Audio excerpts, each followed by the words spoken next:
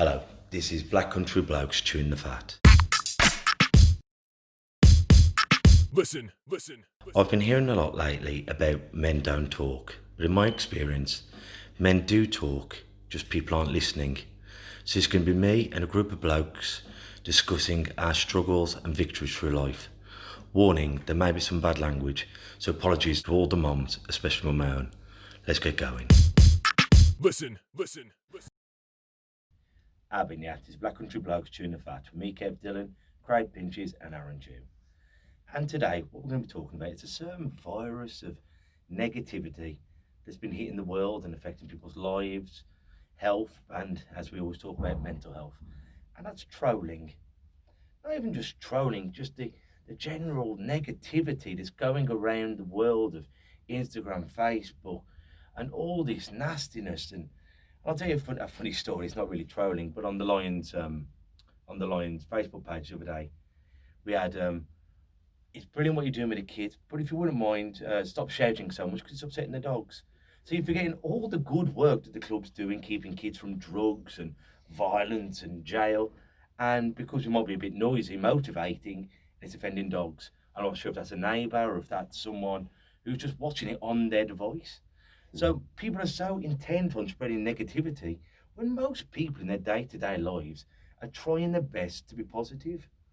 I know you've always had an experience on it, didn't you?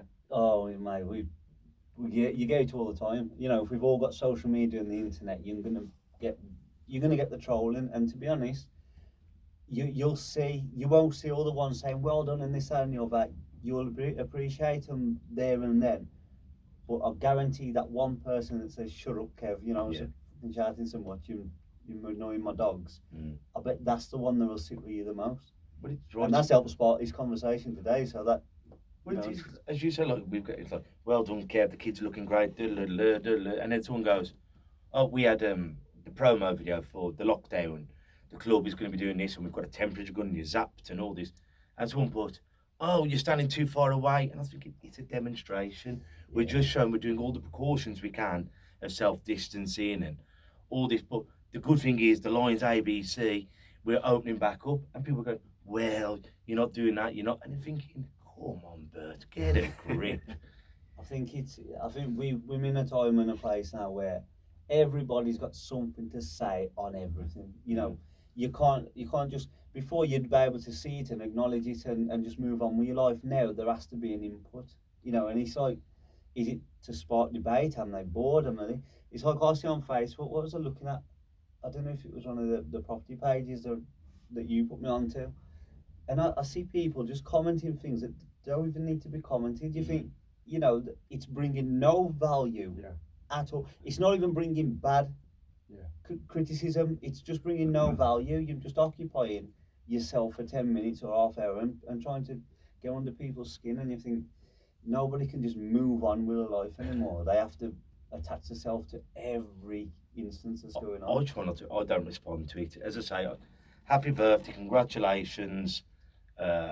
Well done. That's all I ever put. I put my things on the Black Country Blokes and on Instagram and on the Lions page. But apart from that, I don't comment because I probably won't change your opinion. If you've written that, if I retaliate by saying, well, actually, have you ever thought about this? You're not even going to read it. You're just going to go, I'm right, you're wrong. So I just think, what is the point of fighting it? If you want to have a discussion, give me a phone call or let's see each other. Let's discuss it like adults, like we do on this show. Yeah. How many times we've had different opinions, but we discuss it. And Last week we had, or was it when you was on? We had a number of different opinions. oh, it's about money, wasn't it? And Money, will money bring you happiness, or is it experience that brings you happiness? You don't have to argue if you're going to just chew the fat, so to speak, and you're just going to generally debate it and how you live in this and the other, and then move on with your life. The next subject should be, oh, what are you going to do tomorrow? Any plans the weekend? Not, prick, you don't agree with me. Yeah. You don't agree with me, so we can't get on. And I love a discussion when I can be proved wrong, and I go, you know what? I never thought of that. Well, you've given me some information I've never received, so thank you for it. I've learned to be proved wrong. Yeah. Often throughout my life, Kev. Still today. Well, and that's the beauty of life. But that's a great mindset to have. What you just said there, and Craig, what you agreed with. But that's not common. It's not a common thing that I think people do. So I was just writing notes as you were saying that, because I was speaking to a guy, and across all my reading and stuff, they have these two categories: growth mindset and a fixed mindset. And effectively, what you guys have just said there is a growth mindset, i.e. you're happy to be proven wrong, because at the end of the day, it's about arriving at the answer and the facts rather than people's belief and opinion. And one of the things I think society is, we have a problem of, is we have beliefs that probably aren't even our beliefs. It's our family or it's our teachers or siblings have given us something, and then we spend the rest of our life trying to find evidence to almost make that belief true, if that makes sense. So you're kind of just filling it just to fill whatever you believe. So like Kev said there, these arguments, when I see them online, I'm like, even if I give you facts, straight facts, you're not going to listen to what I'm saying, because you're so adamant on your belief. Yeah. And when I can identify those people straight away, I'm just like, I'm not having a conversation with you. Whereas between us guys, at least we can get our perspective across. And then sometimes maybe a week later on a different podcast, or even in that conversation, we're like, actually, I've never thought about it like that, because, you know, I've had a different perspective, but I'm happy to be proven wrong. Because I think one of the things I strive and try and do is just try and be better every day. And the only way you can really do that is by learning off people and learning through your experiences. And I focus more on trying to get facts rather than being right. Yeah. And I think, sorry, Kev, I think is it a movie, or I don't know what it is, like, but someone was on about something and they said, we don't care for the answer, we care how you reached the answer. You know, and I think it's when I did a business plan and I worked with a business advisor. They said the business plan isn't like that as a document isn't all that important. It's the process to fill in the business plan in. And people want the document, and like you say, they don't even seek out how valid it is and how feasible it is in the real life. I'm just like, no, this is my document, and I'm going to find any argument to say why it's right. I mean, it's like last week, I was worried when I thought, was I speaking out of turn with the subjects? I thought, well, I was speaking out of turn, and I think part of that is being awake to, you can be wrong. You know, none of us escape being wrong. But when you believe you do escape being wrong, that's when you can't have the honest conversations and be friends after the fact. Well, my dad come on, he's been on a few times, and he said, what was right in the 80s wasn't right in the 90s, and it's definitely not right now. But at that time, when those facts and that point of view, that was correct. Yeah. You know, is this way the correct way of killing a cow to make meat? And then you look and you go, oh my goodness, that was barbaric. And you go, but we were trying to go best with the facts we were given at that time. Yeah. This was the best thing that we could do. And it's like when you have a baby, isn't it? I've only got the one, you've got two. But it's when you have one, you lie it on its back. Then next year, it's no, you've got to lie it on its side. Then you've got to lie it on its belly. Then you've got to hang it upside down. And before you could pre-make bottles, and now you can't pre-make bottles, and you could keep them in the fridge and then warm up, and now you can't. And they change, and it depends on. I had this discussion with a friend of mine when we was working together last year, and it was about how to make a cup of tea. You know, and he puts the milk in first and this that and the other. Obviously, that's the wrong way to do it. Just to describe We're not changing opinions on that. No, that is a fact. Everybody I asked in the area was in Birmingham, and they barely understood this black country accent. And they even said, I had to make a cup of tea. And on the night, he found me some scientists' proof that put milk in first, and that's a better tea. So I Googled it, and I found some scientists as well. Yeah. And I said, see, your scientists are right because you want them to be right, and my scientists are right. Them both sets are scientists, but it depends which one you lean to with your perspective. I just hope we haven't opened the door now to be trolled about cups of tea. Come and share one with us, and we'll discuss it then. But it's that silliness that and it's like people will troll people who they've never met. Yeah. You know, and they'll go, I don't know, off the top of my head, Katie Price, and they'll go, I hope she dies, and I hope. And I'm thinking, you have never met this woman. Yeah. How can you have such strong feelings about someone you have never met? Yeah. And I think that's what happens with a lot of it. This person has no bearing on your life. Yeah. If they live, die, live happily ever after, or become bankrupt, whereas you'll wish the most horrible things on them, even though it won't bring you any joy. And we often said on a few of our shows, back in the 90s and the 80s, if we didn't like something on TV, I had to go and get a letter, write it, but handwrite it, put it in an envelope, get a stamp, post it, then wait for the response. Now it's instant nastiness. I've had a couple too many bevies or whatever I'm taking, and I can be vile just for the sake of being vile. That's the problem with social media, though, isn't it? It gives everyone a voice. Yeah. And I don't think everyone. I don't want to say deserve. That's probably not the right word, but I don't think everyone should have a voice on everything. Yeah. If that makes sense. Like, you can literally jump into any arena or any field of expertise, and you can just voice your opinion because it's so easy to get in there. Yeah. And if you have a few followers, or you present yourself in the right way, you write it quite articulately, then that people reading that could almost put you on a pedestal and take that, and it could be false information. So it's a very dangerous place. But yeah, I think people are keyboard warriors, as they call them. I get it. Obviously, I'm on YouTube and stuff, so sometimes you'll get the odd few comments, and you're just thinking, you've got the energy in your day. I don't have the energy to even praise the amount of content creators that I watch. So I watch a lot of people, and I have admiration because I know how much work goes into what they do. And I'll try and like it. I'll try and leave a comment because I know that helps. But I don't even get time for that, let alone then be a troll and then write something negative. But I think that says probably something more about that person and what they're going through. Yeah. That we don't feel the need to necessarily do that. So have a bit of compassion for them, to be honest. I mean, the media, like newspapers, in a way they've been doing it for years, but they've got strict regulations. Even though they do slander and there's so many regulations that TV and newspapers and magazines have got to go through. There almost has to be a kind of almost truth to it. But we could, or someone could, just put absolute bollocks. and just like, Kevin was abducted by aliens. Kevin said he was abducted, and you're going, I You'd haven't. get a lot more listeners if you did that. They wouldn't want me. So I think, so with social media, that's the big thing, this social media, and that's why people have got this voice to, all they do is they stir up and kick a hornet's nest. And then if they kick, one person kicks a hornet's nest, then 3 people start kicking it, and 5, then all of a sudden you've got 100,000 people. This now looks like a worthy subject, and it looks like it's added validity to whatever this subject is. It might not. How many times have you seen people share pictures of, this man in this white transit van's tried to rob this old man, and there's a picture of a man and a transit van, no context, and everyone is obliterating them on the scum, and I'm thinking, hold on a minute, there's no context there. I could take a picture of you now, Kevin, and say, boom, this man's tried to do whatever, Of course. And it's sometimes how the photo. My very good friend Pedro Griffin, who's been on this show, brilliant photographer, and he said how they can do it is amazing. You can take a photo of, I don't know, point it, and next thing you know, it's a hit the salute, and you go, well, hang on, I was just pointing where it was, and it was, here's a Nazi, and the manipulation of it, and then with the doctoring and all that stuff that I ain't got a clue of, you can make a very innocent situation, or we're sitting at a distance, and you go, well, they were in touching distance, and because every person now has got a camera phone, and it's not just like on the old disposable click cameras. Our cameras are so good, they're almost newspaper and magazine ready.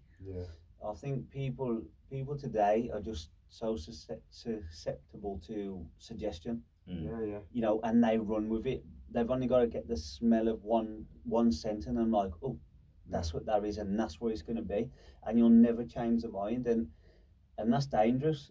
How many people's lives have been ruined? How many people, I don't know the numbers to it, but how many people have actually done the self-harm, killed themselves, in effect, over social media and social media bullying? And people say, just log out. Just sign up. But yes, they could do that. It's difficult, mate. It's difficult because you sort of want, it's sort of, if you've already got those if you've already got those emotions and thoughts about yourself, you want to keep listening to that negative because it's confirming what you already know. Again, filling that evidence, like I said at the beginning. Exactly, and there it is, and you're like, it must be right, it must be right, it must be right, and then you don't want to log out, and to be honest, nobody should have to be forced to log out and to, let's say, miss out. Not that they're missing out on much, but feel like they're missing out because people can't be nice and people can't be kind. That's a great point. I think just on social media, slightly on a side topic, so there's science has proven you get dopamine hits, which is pretty much what we're all after: pleasure, desire. We all crave dopamine. That's what keeps us going. It's internet, it's fast food, it's drink or whatever. It's the anticipation of what we're going to get, basically. And what I notice in myself is, so a lot of my work is on social media. I'm posting 24/7. I'm always trying to release content. We're doing podcasts, all of us here, But then when I have a day away from it, like this weekend, I had 2 days away from it. I think I posted like one thing, and it was just a random photo of my wife drawing, and that was it. My headspace has been so much better. Like in terms of like, you know, when you have down days and stuff, no down days, just completely relaxed. I was creative. I was thinking about stuff that I wanted to do. I was motivated. But when you fall into that pattern, again, the algorithms are designed to give you what you need. Yeah. They're designed to grab your attention. So it's algorithms as well. So it's a dangerous place. I know you were speaking obviously about people shouldn't have to feel the need to miss out, but if we can just understand you're actually not really missing out from something, there's probably better ways of getting that dopamine hit. All it is, we're in a society today where it's instant. Absolutely, it's instant. But as you just said, the algorithms, if I said that right, Yeah. but they're designed for, like mine is boxing and hip hop and different music. Yeah. If I put my Facebook on, it's like Craig Pinches, Aaron Jones. Yeah, but then it's like a clip will just be Biggie Smalls, Wu-Tang Clan, and then Floyd Mayweather, Mike Tyson. So that's basically all I want is music. But like, if it knows what I want, that's why every advert comes on, I'm checking it. Yeah. You know how many likes we had on Black Country Blokes, how many has the Lions had? But then it's, oh yeah, I haven't heard this song by Big Pun in ages. And so it catches you because of that. But if it was just showing you, I don't know, bloody giraffes, would I be looking at my phone all the time? So that's the addictive part. But as you're saying, it could take me half an hour to get a sweat on to get them endorphins, dopamine training, or I can pick up my phone and go, I've had 5 likes. What them short-lived? I mean, short-lived. Going back to what you were saying as well on like the algorithm, I believe it was Simon Sinek that did. Was this a TED talk? A TED talk when he was on about social media. Yeah. And he said Facebook and that they employed the likes, you know, the guys who like designed the fruit machines and that for the casinos in Vegas. Facebook and places like that, they actually employ people like them, of course, because they want to know how they make it so addictive to people. And it's like if I put a photo on and I get 20 likes because I'm doing really well, and that's 20 likes is good, you know, and I do 20 likes, then I don't receive none for a couple of days. 2 or 3 days later, you'll get another like. And what they do is every now and then they flash it onto somebody else's timeline a few days later, so as you get the notification, so then you get back on, you get that dopamine rush, and then you're back on it scrolling. It's crazy. And it's crazy how they psychologically manipulate. You know, they understand how the chemicals in your body They work. understand us better than we understand ourselves, because as much as we think we're self-aware, and you know we're growing and we're trying to think outside the box, we're creatures of habit, if that makes sense. So all they're doing is picking up on our habits and continuously feeding us those habits. So another thing is, again, I won't mention like names and stuff, but there's people close to me who say suffer with depression, for example, or ill mental health. And I think for those individuals, social media is the worst place to be. Because if you're only looking at stuff that is depressive in terms of almost like a victim type of mindset, i.e., you don't know what I'm going through a very, very dark place, and those kind of messages, absolutely they could be 100% true, but imagine seeing that in your head 24/7, and then every time you, like you said, you pick up your phone, rather than getting Mike Tyson, you're getting something else that is going to affirm how you feel or what you're going through.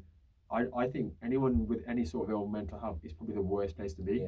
What you need to do is literally 3 dots or remove it, change it, almost give it to your kid or somebody to just completely mess around with it, so your feeds completely change. And I promise you, even in like 2 or 3 days, if that person was then seeing songs or kids shows and stuff, probably laugh and think, I don't want to watch that, and you put it away.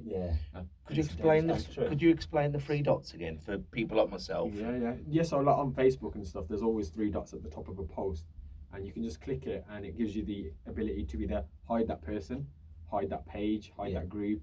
You can snooze them for 30 days. And I do this a lot, so obviously I'm in an industry where some people just grind my gears, and I just literally snooze them for 30 days. I give them a chance, and if they come back and they're saying the same stuff, I just literally say hide this person, or I remove them. And it's such an easy thing. You can do it on Instagram as well, you can do it on YouTube. So I spend a lot of time on YouTube, and if there's a video, because what YouTube does, it has again the same kind of concept. Once you watch something, they want to keep you there. So what they think is, okay, this person, based on their activity, they normally watch this film, and then after watching 5 or 6 of these, then they normally listen to some music. So we'll throw some music in the suggested, and again, just right click it, and you can say not interested. So it's literally always in the top right hand corner from what I found in my experience. But definitely press that. So say I'm getting bullied at school, and I don't want to delete you. I could hide you so you don't know that I can't see what you're putting, or say a jealous ex-partner. Absolutely. So if I delete you, you go, why have you deleted me? X, what, you know, but if I could hide them, You can just sneeze it. they don't Out know. of sight, out of mind. So I think that's a great point, Yeah. because people who've been bullied, they might be thinking, well, I don't want Aaron to know. I don't want him to. And then if I could hide it, so he still thinks he's getting at me, but so maybe that's a good way for people out Yeah. there. I think Facebook do a good one with that, and I'll be honest, and it's no offence to absolutely anyone. I don't know how many friends I've got, I don't take any notice, but usually if someone adds me and I accept, I normally unfollow straight away. And that's not because I've got something against them, it's because I don't mind being friends with them, but I don't need to see all the content. I literally follow just a few people. Like, I've not unfollowed, so it naturally by default follows you. So it would be you, Lee, a couple of friends and family, and I don't really interact. So like you said, how have they got the energy to keep putting negative comments? I haven't. I have to. I'll be honest. Even when I watch your videos, it's a struggle for me mentally to go on and even comment something positive. And it's not that I don't want to show support. It's just I've never done it. I've never hit the thumbs up. I've never hit the It thumbs depends how down. you're watching it as well. Like if you're watching it on telly, sometimes I stream it. You don't have the ability to write a comment or like it and stuff. So you're just watching it. But it's not that I don't want to. It's just I've never been. Even the happy birthdays on Facebook and that, if I've not got a number, usually I don't wish happy birthday, and it's not no ill will. I'm just stubborn. But like you say, we feel like we're consciously aware people. I do. I feel that I'm really switched on, but I'm still one of these sometimes. Of course. You know, we first thing on the morning, you know, check my bank, make sure no one's paid me a meal too much. check my bills, check my credit score. This is what I do. I've got a few stocks and shares, so I check trading 212. No way endorsed. But like I'm very much a creature of habit in that way. And then you think, oh, I'm gonna post this, or I've got to look for that, and then you're back on there, and your phone is constantly in your hand, you know, and it is hard to put down. And I'm someone who hates devices and hates technology and hates social media, yet you're still there utilising it. You know, it is like a...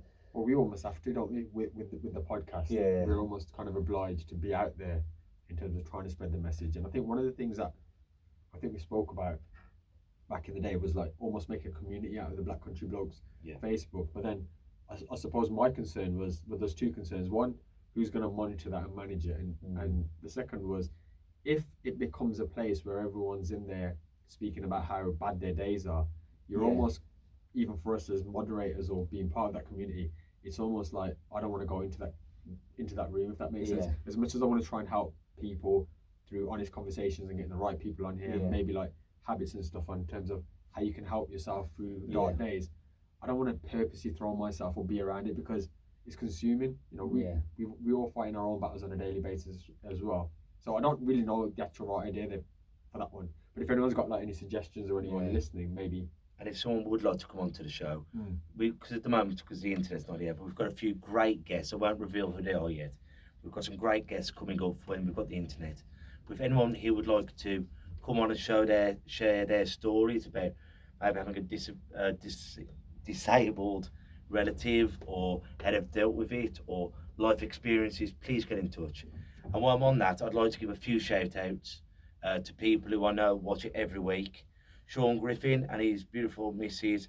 Amy Robinson, and the Spivies, Liz and Chris Spivey, obviously Mum and Dad, Rich, Steve Hansel, who watches everything we do. And if you would like a big shout out, please get in touch, because what we're all about is spreading positivity. Because the world, as I often say, anyone who says the world isn't hard hasn't lived enough. But anyone who says it isn't beautiful also hasn't lived. You know, because there's so much beauty out there and so much kindness and understanding. But a lot of time, because of media and social media especially, we forget about the good, lovely people. All we hear about is, oh, have you heard him down the road is a wrong one? Have you heard they're rioting? Have you heard they're doing this? Have you heard the politicians? Have you heard? And you're thinking, well, hang on, Bert. Give me 5 minutes on the news to tell me how good certain people in this community are.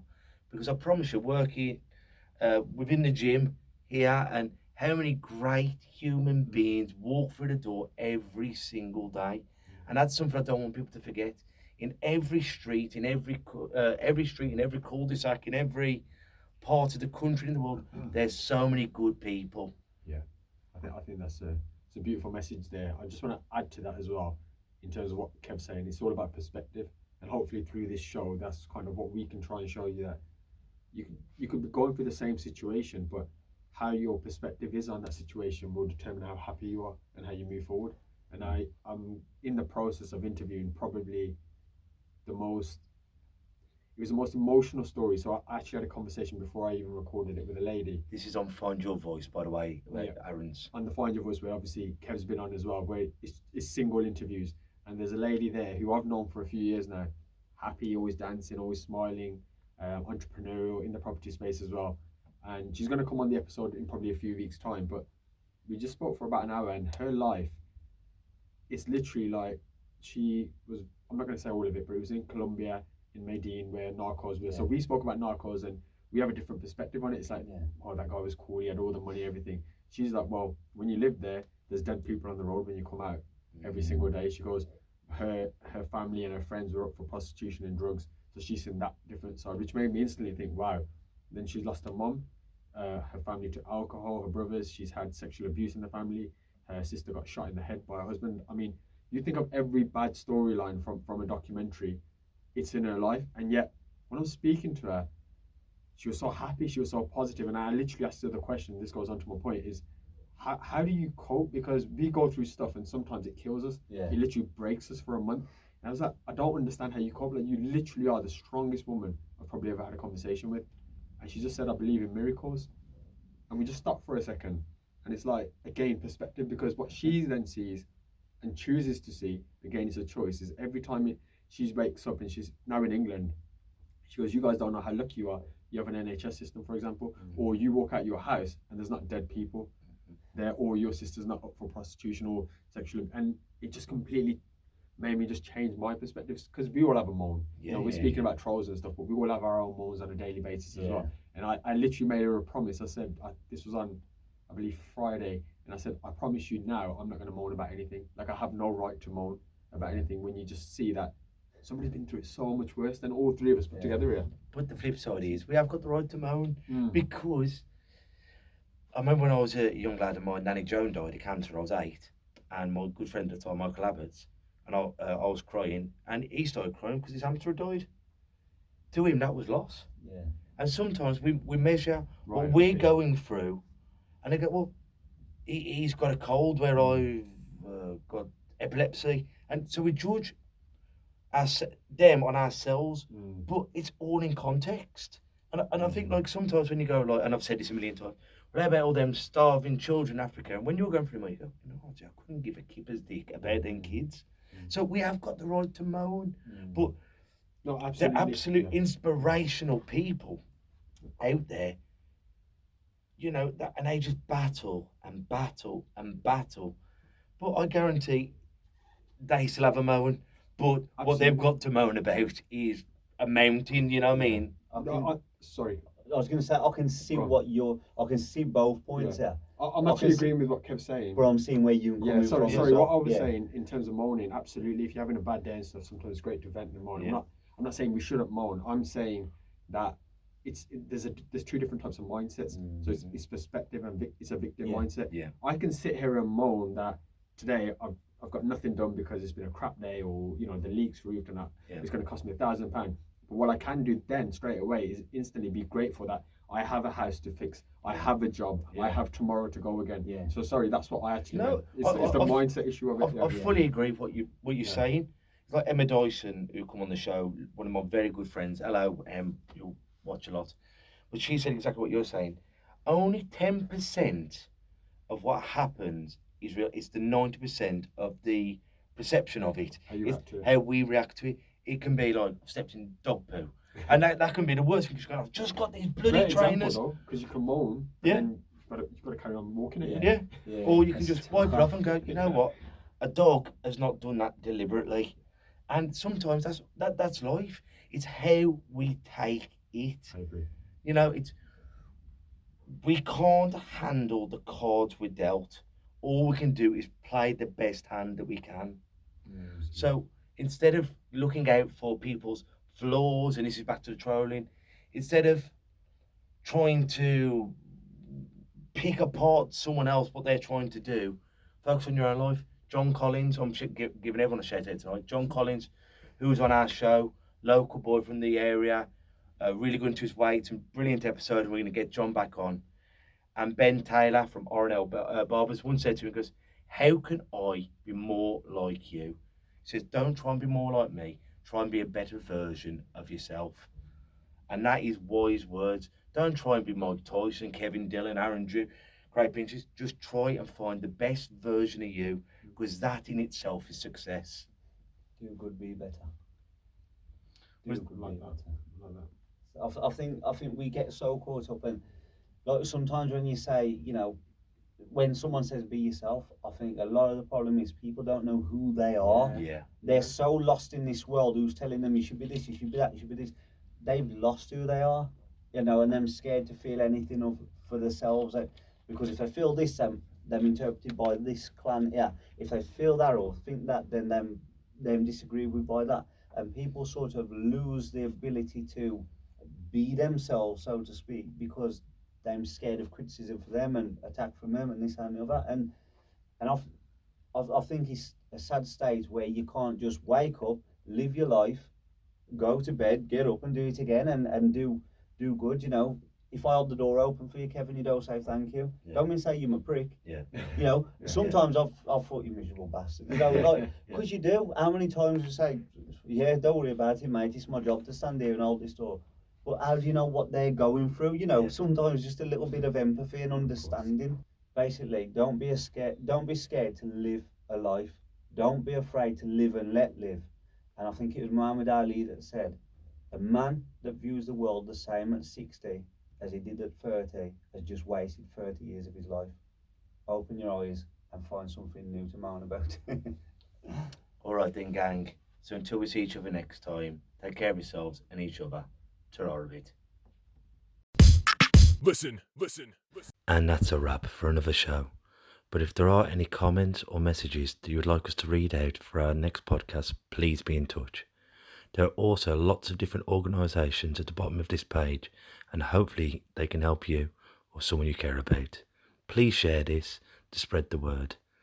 Until we talk next time, ta-ra a bit. Listen.